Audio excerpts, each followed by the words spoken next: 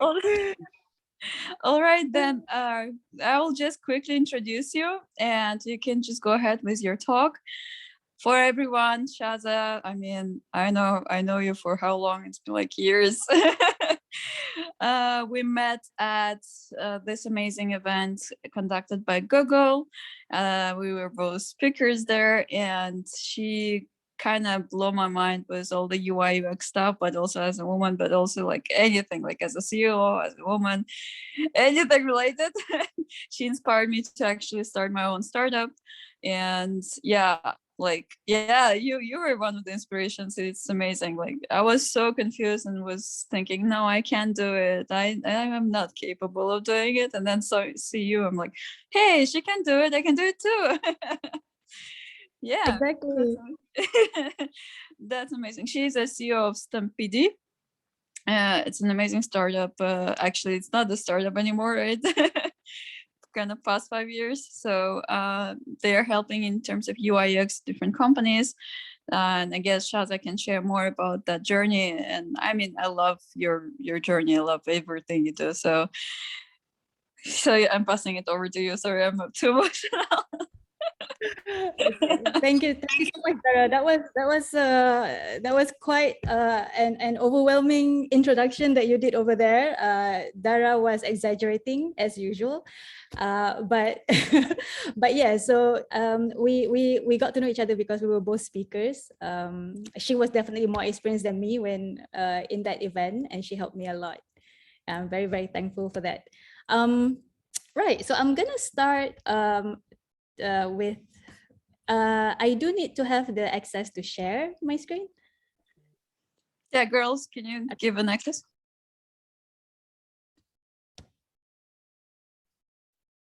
Thank you. Got it. Okay. All right. Thank you so much for having me. It's a fantastic way to spend my Saturday. I love it. I love talking about design. I love talking with people who are interested to know about design. So this is an excellent way to do my Saturday. So today I want to talk a little bit about design sprint. And I know it's a global design thinking day today. But design sprint is the manifestation of design thinking. It's like, you know, when you talk about design thinking, people are like, you know, I heard so much about design thinking, it doesn't work. It's something that consultants use. But design sprint is it truly has worked for me, and I would like to share some of the mistakes I've made when my team runs design sprint, so that you don't have to make that mistake. But you can really use it because it's so powerful for you to validate your design, which is always important for designers. But before I get ahead of myself, my name is Shaza, and I am the UX principal and also founder at a design agency called Stampede. Right. But fun fact about me, I love to start with a fun fact. I live on a tropical island called Langkawi. It's a beautiful island. We are still in a semi-lockdown right now, so there are no tourists. So I have the beaches all to myself, not complaining. If you do come to Malaysia sometime, do come to Langkawi. Another fun fact about me is that my team is fully remote, and we have been so pre-COVID. So to us, you know, going remote, we were not as shocked. It was business as usual for us. And this is my team. So we work everywhere. We have people in Malaysia and as well as in the Philippines. And we started in 2006. I don't know whether all of you have been born in 2006. I suspect you have. But we started a long time ago, and our very first client was from the Netherlands. I don't think Dara was born in 2006. She's that young. No. Okay. And then now 2020, these are the clients that we have. And so what does Stampede do as an agency? We help teams make products and services that people want to use. And these are a few of the clients that we work with in the past. But we also, we love design, and we know how design can be a powerful tool for you to solve business problems. So we are also members and mentors for several organizations at UX Malaysia, Interaction Design Foundation, Google for Startups, and we're also quite active in UX Southeast Asia Society. We also make our own community gathering, again, pre-COVID. We try to do it online now. This is especially for people who love design as a craft. So we call it Stampede Makers. And it's just an excuse to get like a bunch of people who love design to come and hang out over the weekend. Right. Okay, but zooming in a little bit about what I do. So a long time ago, around 15 years ago, I started like this. So I designed website and I think like, wow, this website is so easy to use for me, therefore it's so easy to use for everyone. And so I started as an amateur design thinker. I did not have classical training in design. I graduated as information technology student. But I got interested in design. I was interested in the formula behind design. I feel like, you know, surely something so aesthetically pleasing, there must be a rules or a set of rules governing it. So I was trying to figure out what those rules are. And then I became a web designer. Then around, you know, like 5-6 years ago, the term UI designer became more mainstream. So I became a UI designer. Then I start having people in my team. So I have to lead. It's a completely different job skills required to lead designers. So I became a creative lead. And then as I have more, as we venture into UX as a company, we venture into UX, I become the UX principal. But now, honestly, I'm just happy calling myself a designer because I think that's what I really am. So what I realized when I first started versus now, I noticed that design to me now happens at all levels of scale. I thought that before this design was just about, you know, designing interfaces. You know, where do you put this? Where do you put the button? What's your color scheme? Let's talk about typography. All those things still excites me, but I'm starting to see design happening at many different levels now. And so it can happen at a surface level. This is when you talk about typography, color, layout. And then it can also happen at structural level. You start talking about wireframes, user flows, visual language, and service blueprints. But design can also go to strategy. So this is when you start seeing design or designers being represented when requirements are being drafted. There's product roadmap, especially if you are in a product company, designers helping inform the product roadmap process. And then you see design happening at big picture. You know, designers, they start to be positions like chief of design. Design chief sounds pretty exciting to me. But this is you being responsible at the entirety of your ecosystem offering. So imagine like you have not just product, but a constellation of product within the same ecosystem. The logistics and the coordination required for a good experience across the ecosystem is quite mind-blowing. So I've seen it happen at all these different levels. Then I started realizing that, hey, hang on, I'm a designer. Solving problems at higher scale starts to get really complex, and I started having several problems. I discovered that I'm missing the North Star. I started to see product teams having design and technical tabs. So this is now very common. Like you start going, you have ideas, you haven't validated them. You're like, you want to fail. What do you call that? You want to move fast and fail fast. Thanks, Facebook. And then you have many people within the same company that have different motivations why they want to make that design. And then you're also not talking to the right user. There is no time. We just need to build. And obviously, the strategy that comes from your C-level, from your CEOs, from your product owner, does not really have a bridge to the people who are executing it. So this is a problem when, you know, whatever that the CEO is saying and whatever business is saying, it is quite hard for the designers to translate that to execution. So what happens is, as a designer, I just start getting, you know, I start hearing strange questions. So the questions such as, are we solving the right problem? And then another question would be, what if people don't want to pay for this? So I heard this from our clients. And what if our competitor get there first? We need to build now, right? So that we get there first.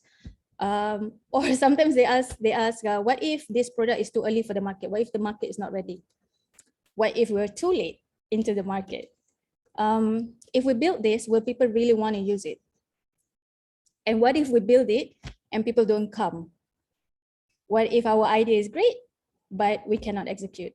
So these are all the worries that I hear from product owners and business owners.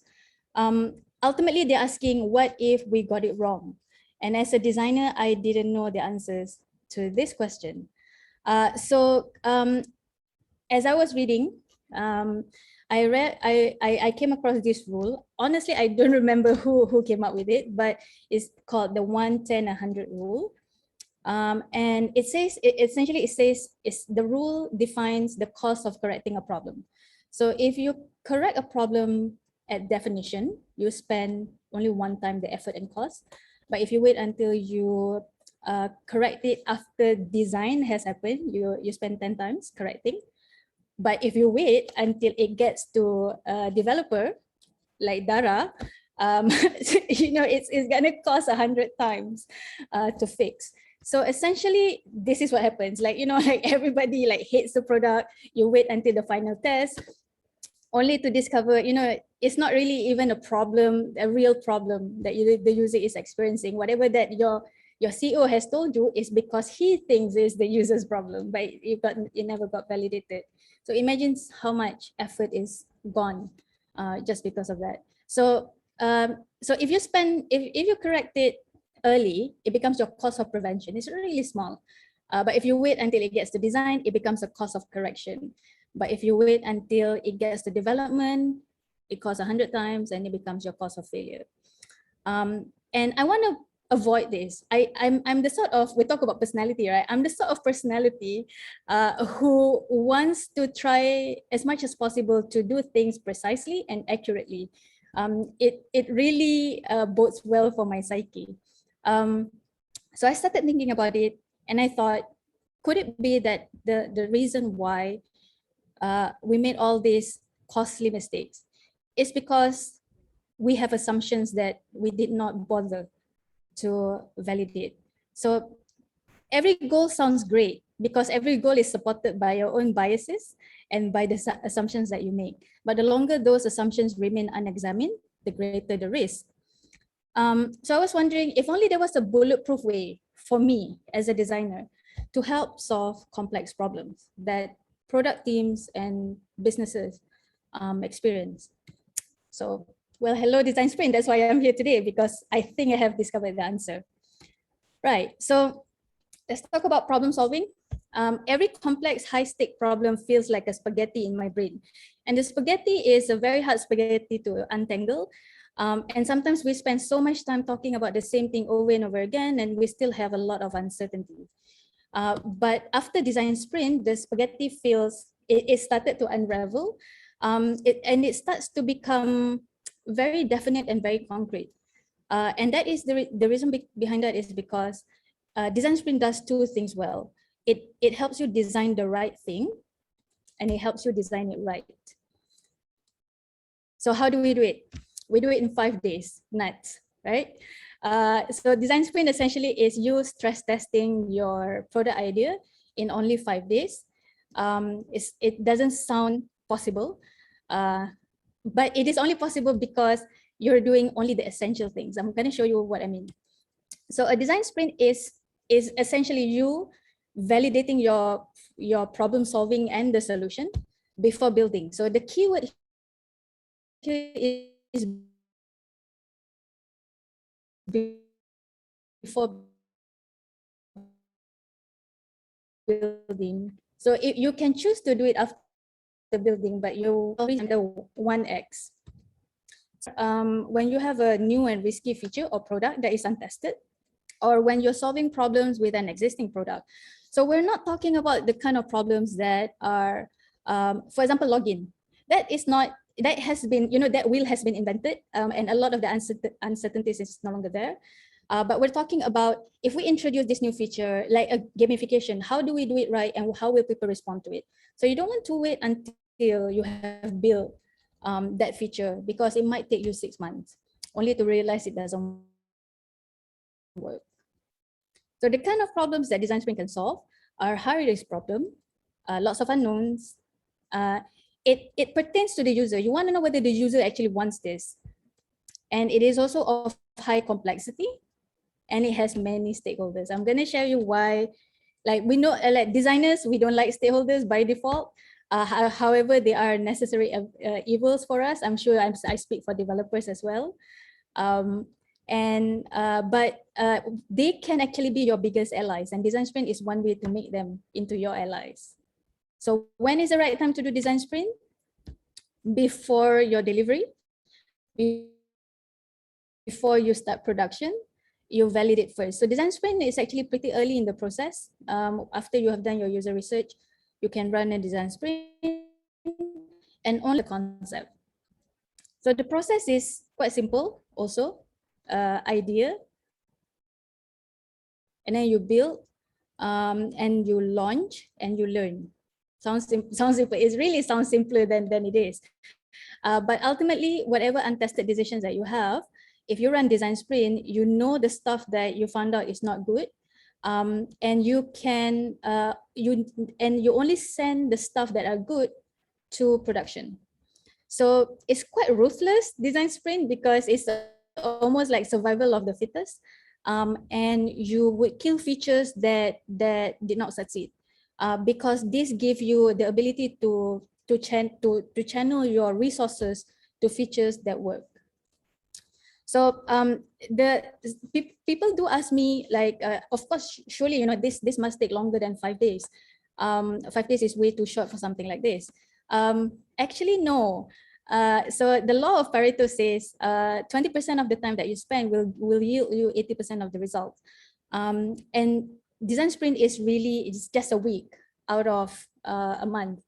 But we have seen one design sprint can create around 3 to 6 months worth of production sprints, simply because of the amount of discovery and validation that we get during the 5 days. So typically, any UX designers who have done like the gamut of research all the way to testing, you will see this as like the discography of UX. These are typically the activities that we do as UX designers. So it's quite a lot.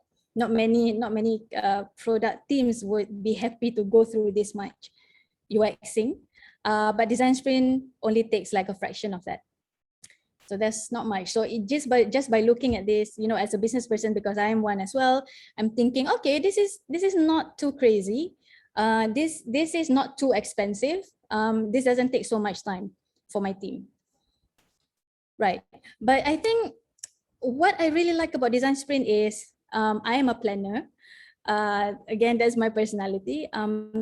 Knowing something before committing to very important increases the chance, one, because they can tell you directly. You reduce doubt and uncertainty. There's low investment. There's high reward for business. So when you give time constraint, people tend to go for practical doable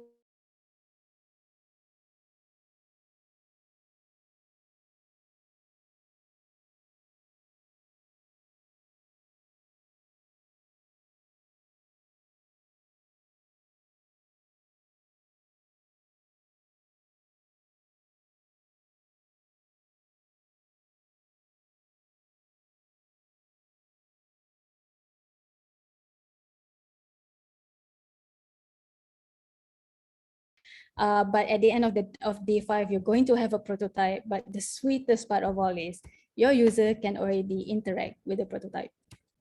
Right. So I've whatever that I've shown you before, show that to your stakeholder in order to convince them that you should consider running a design sprint. But then the real job starts when they say yes. And that's our job as designers. So some of the methods, or all of these methods that I'm going to show you, have been rigorously tested by my team and have been adapted well. I'm hoping it's going to work for everyone. All right, so we have 5 days. I'm going to speed through this. But before you even start with the 5 days, one thing that is typically not covered in many of resources is how do you prepare for the sprint? So you need to do two things. Number one is you need to do just enough research about your user, and then you need to assemble your sprint team. Let's talk about user. Typically, as a designer or a UX practitioner, our first question when we talk about a product is, well, who is the user?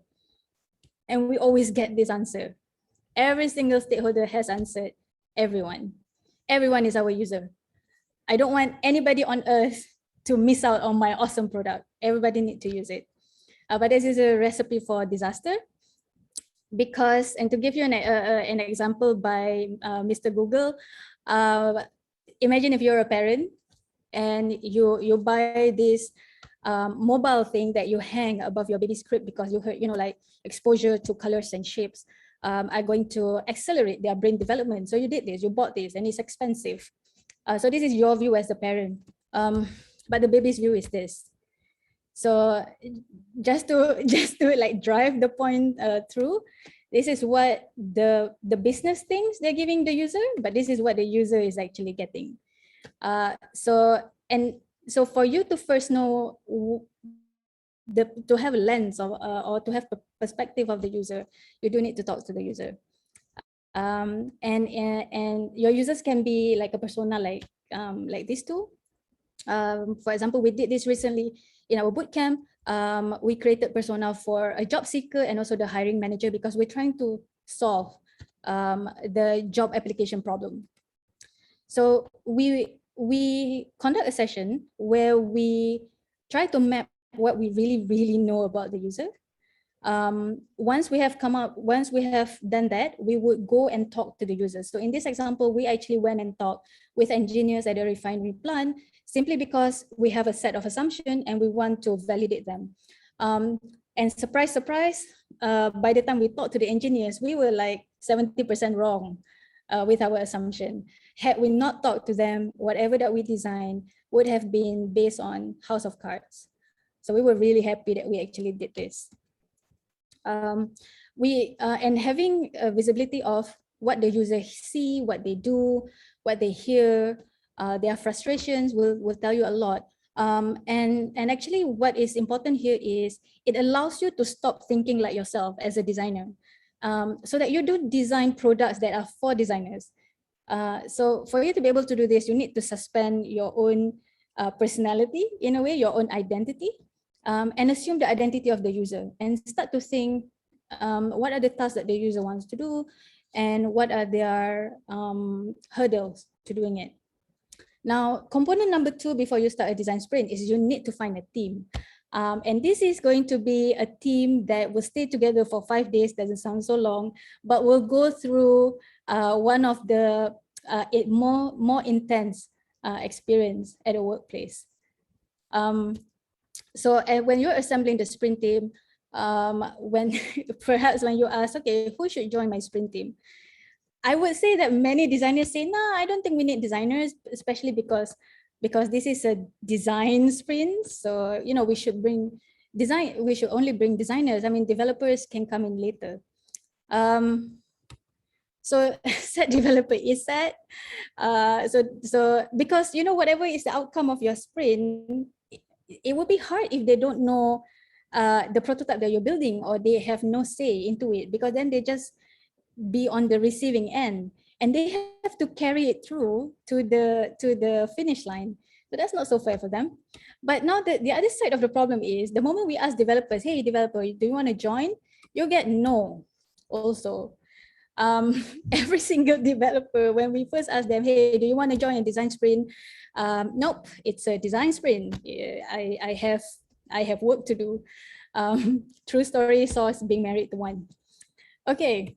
But we have to remember that when we're assembling the sprint team, our job as designers and UXers is to converge people. Our job is to create a creative space so that everyone can focus on what really matters. And we operate at the center, right? So we need to bring technology people, we need to bring business people, and we also need to bring design people. If we only have design represented, but not technology and business, your solution would be design oriented. So it will have less value later. So typically who we call would be the designers themselves, the CEO, if they are available, the COO, head of product development lead, but very, very important guy, it's actually the customer service, because they have direct contact with the customer, and they are the person in your company that hears the most complaints from the customer. So you would definitely want them to tell you more about that.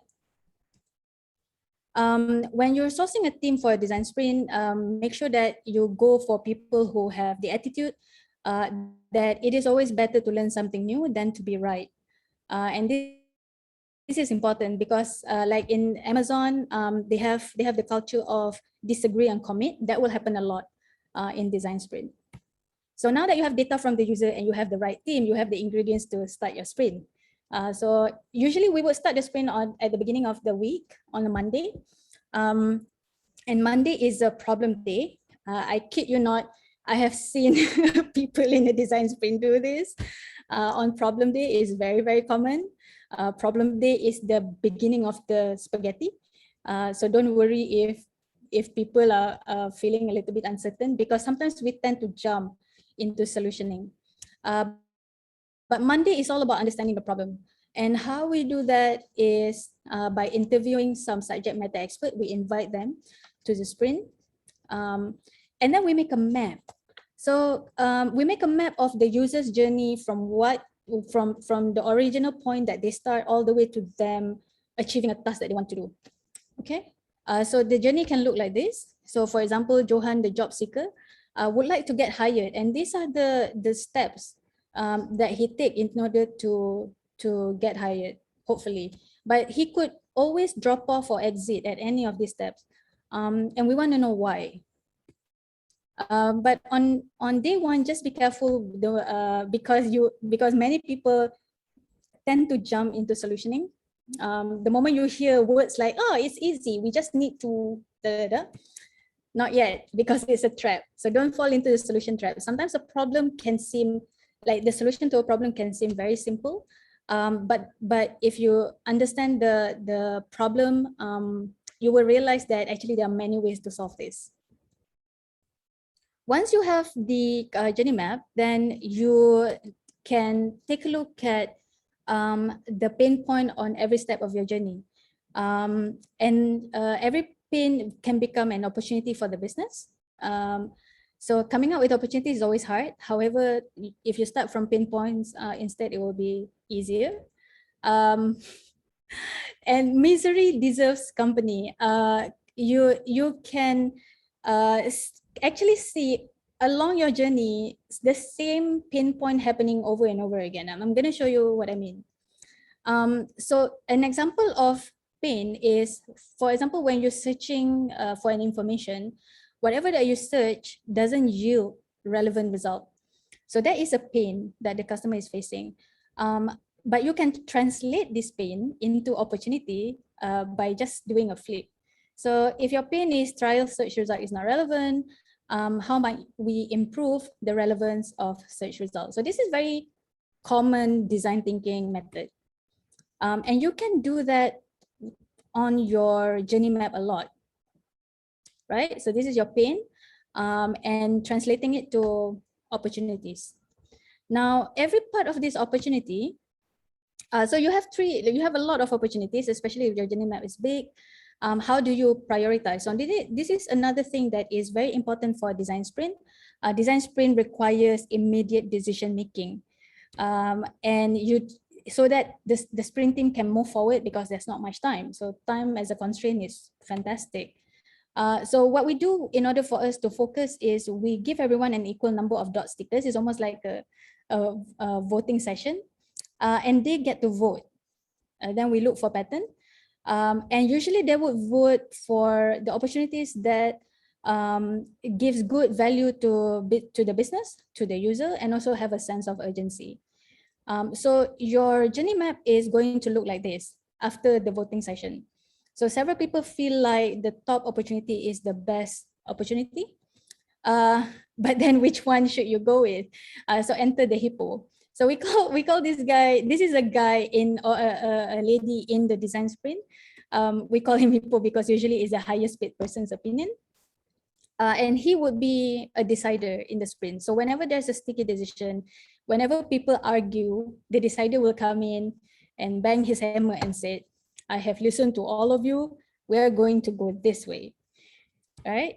So depending on his decision, the team will move forward. So even though you do have the Vox Populi up here, actually the decider having the visibility of the business, the market, and also the ability of the execution team, he may choose an opportunity that nobody else uh, thought of. So in this example, the cute hippo actually chose a different opportunity.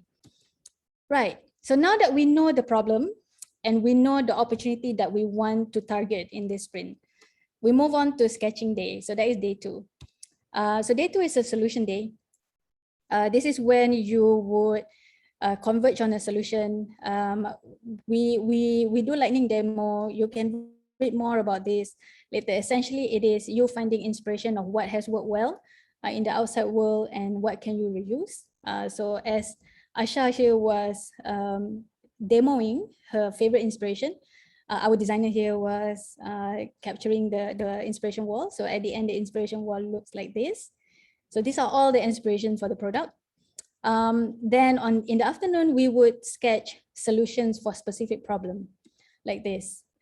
Right. Then on Wednesday, we will decide which solution to go with, because remember, we are doing a prototype. So we need to know what goes into the prototype.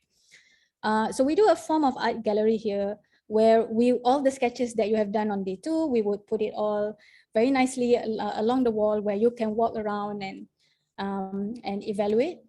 But we also have done it remotely, so you can see the solutions and the voting that happens. So we did this in Miro. And then again, the hippo makes another appearance and say, yeah, I like this decision. We're going to move forward with this. I think this has high value. So we will also capture the decision made by the decider. Right. A lot of things are happening in the design sprint. On day 3 also, once the decider has decided, we would go and do a storyboard, content, and wireframing in one go. I wouldn't go into too detail, but essentially this is like a play-by-play, screen-by-screen of your prototype. On the right-hand side here, we have content inventory. It means what content does the user seek when they are working on this prototype. When they are going through this prototype. And once you're done, you're going to have a wireframe wall like this. Again, there's a lot of walls in design sprint. Usually we ran out of wall space, right? So this is essentially the wireframe of the entire entire prototype that we're going to build. Right, day 4, prototyping. So we prototype. I know that if you read the sprint book, they probably say you can just use PowerPoint and Keynote. However, we designers are always overachieving. Therefore, I should have Strike Sketch. Nobody uses Sketch anymore. Strike InVision. Nobody uses InVision anymore. Figma. So overachiever designers tend to use Figma. But there's also a reason why it is very powerful. We may start by using screen by screen like this, but ultimately we will move to Figma. The screenshot is the sketch. But sometimes we will try our very best to make quite a high fidelity prototype. And the only reason why we're able to do it is because of the design library in Figma. So because we want to make it as believable as possible to the user. Once the prototypes are all ready, we are going to organize and stitch them together. It's not a prototype with any code behind it. It's just interactive prototype. But as you can appreciate, the wiring can be quite monstrous. So this is one prototype that we did within 2 days with 4 designers. And it was for an engineering team. So there's a lot of path that the user can interact with. Right, done with the prototype. On a Friday, we test. So what do we do in the testing? I do believe that as a designer, I don't want to ship shitty things because it kills my soul. And testing helped me to avoid this. So we do usability testing. Basically, we want to identify the user's both good and bad experiences. Then you want to watch and listen what the user said. If enough users say something is shit, don't ship it. Simple rules. What I like about usability testing is it's magical and infectious, but most importantly for business, it's cheap. You don't need many users than 5. The reason why is because once you test 5 users, like most of them beyond that will say the same thing. So you can get away by just testing with 5 users in most cases. You prepare a test script. You do ice-breaking question. You talk about your goal. Then you introduce the user to your prototype. You first run unmoderated testing because you want the user to experience your product without any help. And then you do moderated testing. You do it screen by screen. And then at the end of the test, you thank the user. You can give them a Starbucks card, preloaded, Starbucks card. But you can also ask them, hey, if we want to test with you again in the future, if we have fixed this prototype, are you keen to do that? Usually they would say yes. Right. So the testing itself is like the moment of truth for the entire sprint team. So there are certain setups that you can do. I'm going to show you what I mean. You need 2 rooms, and when I say room, it can be a Zoom room where you have the prototype. Say for example, you have the prototype and you connect it to Zoom, and then you send the feed over to the observation room where everyone can watch and take note. So this is an example of the observation room. And this is user. We lovingly call our test camera Sauron for obvious reasons. So we will ask user to test the prototype and we will watch their expression. And the observation team will look at how the user use the prototype and take notes. But really, you can actually even use this as a room. So this is our user here. And this is Zoe, our interviewer, and note takers were behind the user. They didn't know we were there. Because we were listening, like we were eavesdropping on what the user said. So essentially, you will need 2 feeds. You will need to see the user screen, and you will need to see his face, because sometimes he may be confused, and you would want to know why. So you can only tell if he's confused by looking at his expression. These are examples of all the findings that we find just from a single user over here. And I love usability testing because usually it's not me who has this starry-eyed reaction. Usually it's the stakeholders, because we always invite stakeholders to watch usability testing. They are so mind blown. The next time they want to do like a new feature, they almost don't want to do it without doing usability testing first. So as you can see here, this is a result of our usability testing. Every single screen have data of what the user said. For this particular feature down here, we ended up killing this feature because there was so many negative feedback. So imagine if we have already built this, it would be very costly. Whereas the feature down on the bottom left, we ended up building it because we already know what didn't work so well, but we also know what did. So we decided that we want to fix what didn't work, and then we can release. Yes, so that's design sprint, and it's over now. At the end of a design sprint, you would know 3 things. You would know whether your prototype is an efficient failure. That means it really was wrong. But you don't have to wait until 100x. The second outcome can be a flawed success. It means some ideas work okay, but some not too much. You can iterate again. But on a rare case, so far in my experience running design sprint, we got this 3 times. It's an epic win. Everything works like a charm. And the users start asking, this is great. When are you launching? This is what you want to hear for an epic win. So if you're interested to learn more about design sprint, there's a book, surprise, surprise, there's a book for it. And it's an introduction book to design sprint. It's great because it has checklists. So definitely keep this in your arsenal. But I do want to add a bonus thing, and I just did this morning because I feel like this is so relevant. So this is all great, design sprint, 5 days. You're gonna know, you're gonna have the gift of knowing the future, but does this really work remotely?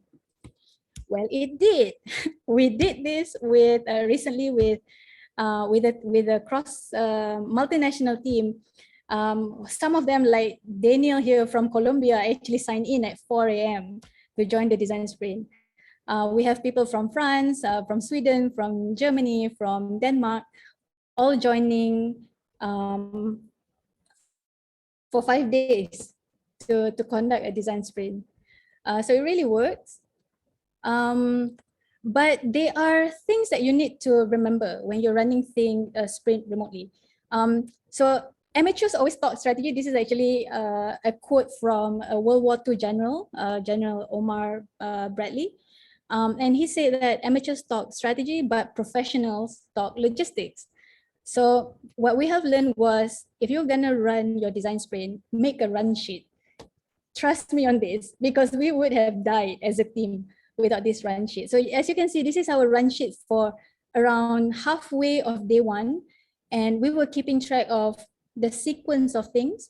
And we were also keeping track of, like, we were really nerdy about this. Our timekeeper was even taking notes of variance between start time and end time, so that we know whether we are ahead or behind time. Yep. Designers use data, Dara. So definitely make a run sheet. Second thing, bring collaboration and ownership online. So it's not enough for you to simply look at design sprint as, like, okay, now it's prototyping time, designers do your design job. But usually when we're doing a prototype, we don't use dummy content. We actually use as much real data as possible. So we don't use lorem ipsum. We actually say things that are very contextual, real content that are very, very contextual to the user. Because we want to make it as believable as possible. So we do our design sprint in Figma and Miro. But the moment we go into Figma, we even bring our subject matter expert or people who can provide us the content into Figma, so that they are able to see the flow and they're able to advise us on the right content. And to me personally, seeing so many different cursors working in Figma, that is always a watershed moment. The next thing that I do want to share is, you can have a remote design sprint template on Miro. This is available, so you don't have to start from scratch. Miro did a great job with this. And we also find that everybody actually uses Miro quite intuitively. So it really helps for people who are not very tech savvy when they're joining remote design sprint. So definitely use Miro. And here are several lessons learned when we are running remote design sprint. You have to plan for effective communication because you have limited non-verbal cues. So you can't see if somebody is, fidgeting, or and what if they turn off their videos? Those are the kind of things that you need to pay attention to. And then test your tech, then test again. So some people keep having difficulty with microphone and with video. Perhaps they're not in a quiet environment. And then plan to manage distractions early. So we definitely take more breaks in our remote design sprint versus our actual sprint. And as you can see in our run sheet, we're quite drill sergeant.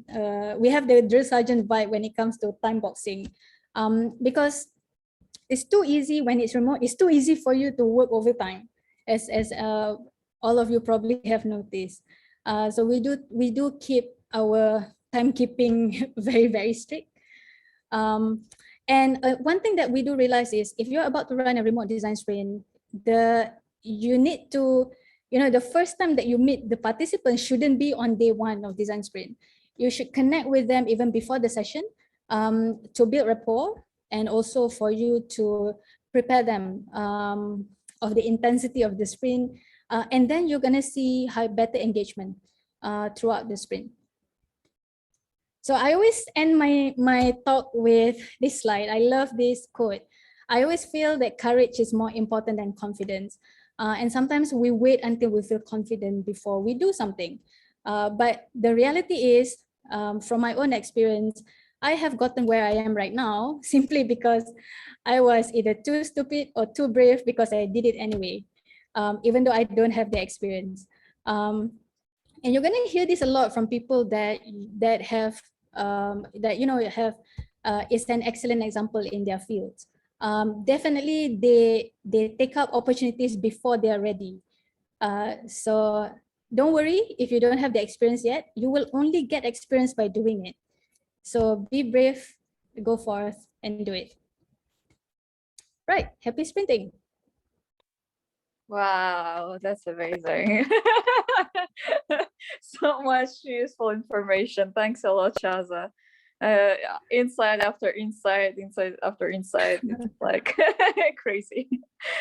Thanks a lot. And actually, I have a question. I think for panel board, you guys can just ask questions if you want, but I have a very, very important one for myself that keep on buzzing me. What happens if it's already an existing product and you need to do the design sprint? I mean, design sprint like works in my head as for a product that is not being built yet, for example. But what if it's already been built? It's been running for, let's say, a year or so, and your job right now is to redesign it, redo it in a way that will be better, stronger. And how does design sprint work in that case? We have, well, actually, the majority of the products that we run design sprints on were existing products. Say, for example, you have a product and you feel like you need to pivot because your user is not really engaging with you, or you get a lot of free user, but you don't know, like you release your premium plan and nobody's taking it out. That happens a lot yeah. So you have several ideas on to improve conversion, but you don't know which of those ideas will get you the conversion you want, number one, and you don't have much time to make mistake. You are about to go into an investment round. So, like it's all this time crunch is compounding on you. So design sprint can help you check or can help you prove your bet. So you feel like this one feature is going to work with our user, but we want to know now because this feature is going to eat our team's time for 3 months. But if we do it right, we're going to improve conversion by X%, and we are going to look very, very good in our investment round. And most importantly, we have data that says this solution is validated when we show it to our future investors. So that, so you can use design sprint for that, considering that it's only 5 days. Gotcha. And for example, like, is there a big difference between, the product that is being built for millions of users, but it's open source and everything, versus the ones you build for corporates or for like, very narrow sector, say governmental or, finance that is not public? Oil and gas. Yes. Yes, exactly. So typically when we do for the non-public ones, it's usually we call them enterprise products. Enterprise because, so imagine an organization with around 50,000 people. You're doing an in-house product for them, so it has to really follow very precise workflow. If you don't design your product right, what if the refinery plant starts exploding? That kind of thing. Versus, for example, a product that has, like you said, 1 million of users. But given that they are, those are in-house product versus public products, they still have the concept is still the same. They all have different users. So the first question that we ask, if you want to improve that product, if you do improve this, which user are you impacting? Because you probably will impact around 3 to 4 different, sorry, not users, but personas. So you may impact, doing this improvement, it may impact 3 to 4 personas, but what is the biggest impact? Which persona has the biggest impact? it is, so usually we call this the primary persona. And for an enterprise, like I said, like for an oil and gas, it might be their engineers on the oil field. That is a very real user. For a public community based product, there are different types of community users as well. So you can first find out about the different types of users. Got it. Thanks a lot. Guys, do you have any questions here? Can like just raise it, shoot it. I mean, I can keep on asking. I have many like things to ask. Yeah, we can turn this into a Shaza and Dara chat. Like talk show. Yeah, because I mean, working with different projects over this year, it has been a great journey, but at the same time realize how much of it was useless. As in, like, Yep. the time spent, you're like, oh my god, the actual rule of 110 to 100, I faced it. That's why I was laughing so badly. I was like laughing and crying at the same time, because I made a mistake of, as a developer, of straight away jumping into development without really doing all the research or all the prior research, and that's a crazy mistake. It costed us so much that we even had to close the product for a while and then just pause it and redo it again. Absolutely. I mean, that happened to me too as a designer. There was a time, like as a designer, I love talking about typography. I can talk about, like grotesque fonts. I can talk about how to do font pairing all day long. But then I realized, like, the moment I start talking about this with non-designers people, especially people who commission me for my work, they're not so interested. And they started thinking, okay, great. I understand all your choice about the fonts and I trust your choice about the font, but I really want to know, if we release this redesign, what is the conversion rate increase like? And I did not know how to answer those things.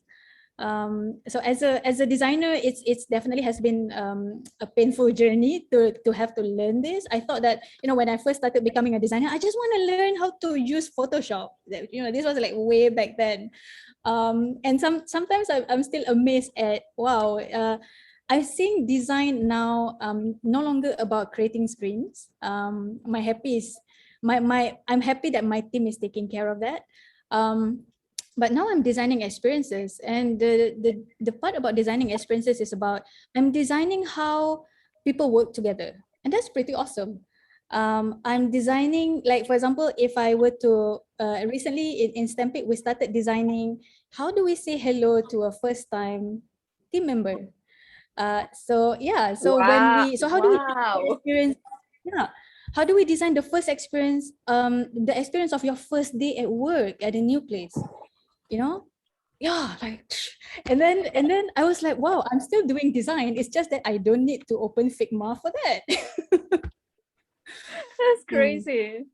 And how about UI UX? Like, from what I understood, UX is just, I can do a PhD for UX, honestly speaking, because of how many things are there. I mean, that's just crazy, about psychology, about how things are getting through from the starting point to the ending point. And then there's UI, which is about the colors, the nice kind of feel and everything.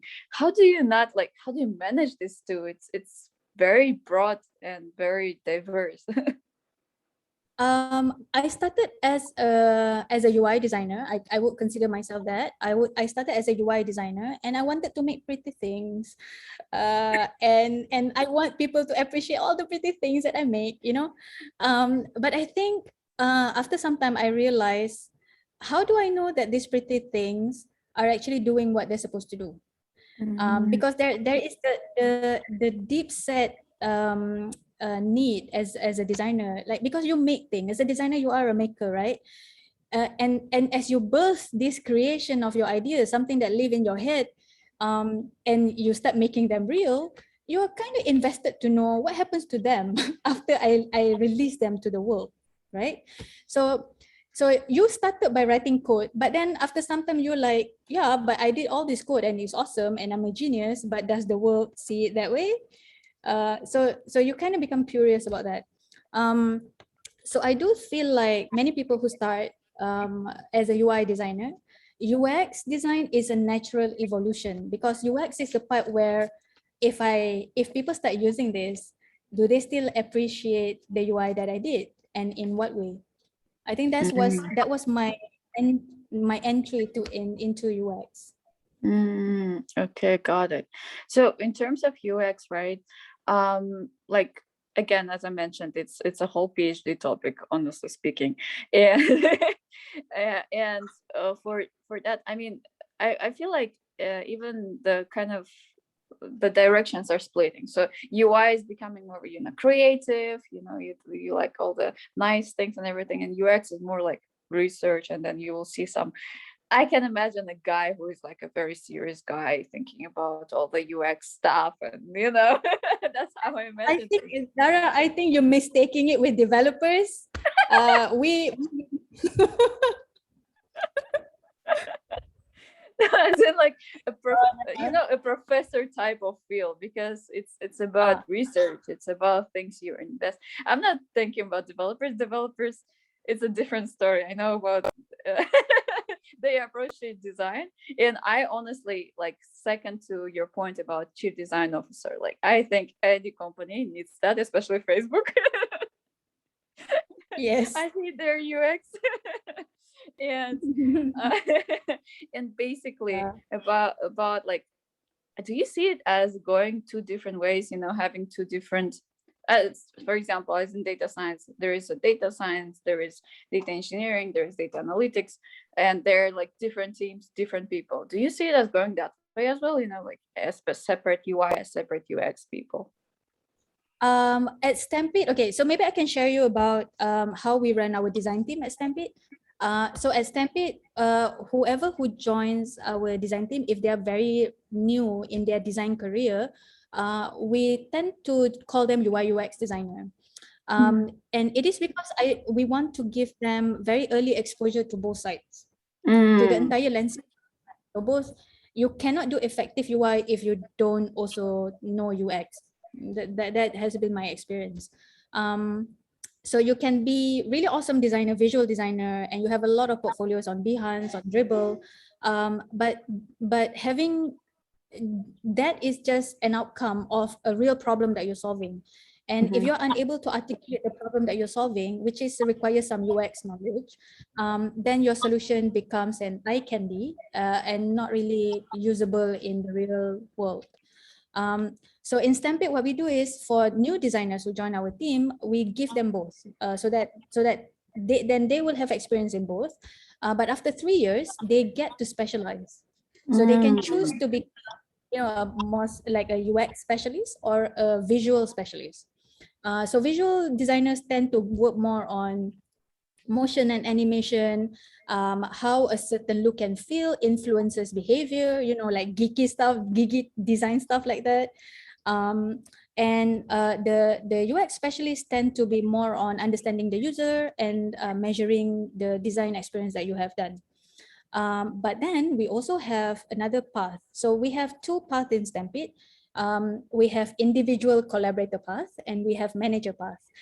So I know in many companies, as you gain more experience, your career path goes towards being a manager. But I'm a maker. Not all makers want to be a manager.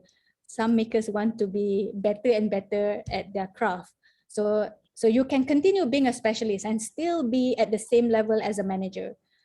So that's how we plan our career progression. That's amazing. I love it. And how about content? Yeah. Sure. Sorry, say that again. It's a different topic. Do you want to finish or something? So I wanted to say that designer career growth is also another topic that is very interesting to me. Yeah, exactly. And if anybody here has questions about design career growth, I'm happy to share with you, because number one, I've been a designer who, you can see, like, right, from just being like an ape and becoming Darth Vader, so awesome. So that's the progression there. But then also, I also have, like, we have many new designers who join Stampede from non-design background. We have architects, like actually practicing architects, who decided to make the leap of faith, becoming a designer. We have a physicist in our team. I'm not kidding you. He's a physicist, and he wanted to become a designer, and he came to Stampede. So we have a lot of stories like this where people who graduated in and have a master's degree in psychology wanting to become designers. So we see that a lot now. So design career Wow. progression is a very interesting topic right now. Yeah. Wow, that's interesting. I actually had the same kind of experience in terms of development. I had people from engineering like coming and saying, "Hey, I want to learn," and I had no idea how to teach them. Honestly, I've tried and I failed. I Yeah. could teach people who have at least CS background, but physics, engineering, like complete engineering, different engineering where you actually build things, no idea. Yeah. It's because Dara is a completely different skill. Yes. Teaching and leading is a completely different, like we're not talking about the same ladder and you're just climbing up. It's a completely different ladder that you have to jump. So many people don't know that until after they jump. So that's quite awful. I get it totally. It's crazy. How about front end though? Like, I think I discussed it with Chising, and just an FYI, guys, Chising is my friend as well. He's really great at UI UX. He's passionate about it, and he's joined Stampede. And we talked about front end, and he was like, "Oh my god, I'm so overwhelmed with UI UX on its own that I don't have time for front end." And I'm like, "Oh my goodness!" I mean, as a developer, I always feel like UI UXers on its own, they don't get the development, and that kind of slows down the process overall. Because if you know, as a UI UXer, if you know front end, if you know how to code, then you know that developers can or cannot do certain things, and you wouldn't ask them about, hey, can you actually do this? Can you actually do that? And that's like removing some time spent there. So do you think it's important, and when do you think UI UXers should learn front end? Right away when you start. When you start Oh. UI, you need to already learn front end. That's what I believe. Because and solely for the reason that you need to get to know the people and the people who realize your design. So even though you have done design, right, but you're not the last person in that relay race. You still need the front end developer to take your design and translate it to something that into the real product. So I'm not even going with backend developer yet. I don't even want to get there, but front end developers should be your best friends. And you don't have to learn exactly, you don't have to have the skill to do front end development, I feel, but at the very least you should know how it's being done. And one designer that I know give this very simple example. He was a graphic designer, so he used to do a lot of print designs, and he said, as a print designer, you need to know how the actual printing works. So I'm talking That's about mixing colors, CMYK mixing, okay? And the kind of equipment that they use at the printing shop to print whatever design that you make. You have to know that, because if you don't know that and you mix your color wrong, the outcome is going to be wrong. And it's not fair to say the failure is on the printer side. Actually, that's your responsibility as a print designer. wow. And actually, talking about it for backend, even in backend, there is a design actually. And I think like as backend developers, they're horrible in design usually. And you see some architecture, even business people, they need some design knowledge as well, because they will design some business requirements and business logic, and then you'll be like, why is this why is it so complicated? And even right now we're working on this feature for reviews in Amazon. And the business requirements are getting mixed, like the duplicates, all the mixed up logic and everything that's happening in between, and that's like a design problem, I think, overall. Yeah. So let me give you an example how we recently realized that we have the answer to a database, to a back end developer question. In the sprint slide that I showed you just now, there was a section when I talk about information hierarchy, right? So on every screen, we want to know what is the information that should be shown. So later on, after we have sent the design together with all this, documentation to the developer, they came back to us and say that, you know what, I was planning to do my relational database, and I was just looking at your information architecture and I could do it. You know, we What? did that for, yeah, we did that for our purpose, but apparently it has used to, you know, further down the line. So that was pretty awesome. That's amazing. That's crazy. I'm gonna look at the slides. Share the slides, please.